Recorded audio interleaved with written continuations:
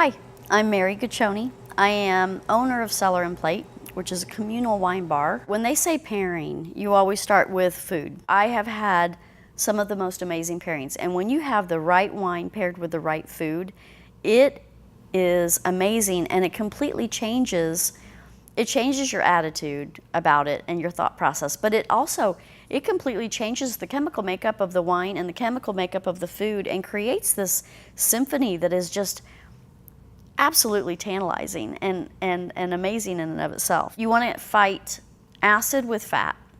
Okay, so one of the things that you never want to do is you don't want to take a fatty wine or a really rich wine and pair that with a really rich fatty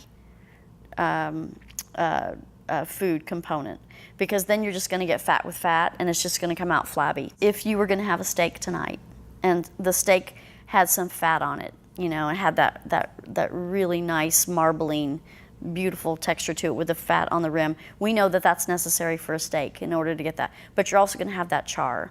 So I wouldn't pair that, even though maybe I love a good buttery Chardonnay. I wouldn't drink the buttery Chardonnay with the fattiness of the steak, because it's going to go eh. I would, however, drink a big, bold, high alcohol wine because the alcohol and the acid in that will break down some of that fat and will actually be a really nice complement. And then the big boldness of the wine will be able to stand up to that char on the meat, and maybe if there was a sauce to it. What you're trying to achieve is a marriage, a love affair of the two that probably won't last 50 years, but it'll last 50 minutes. And so so think about the whole adage that opposites attract.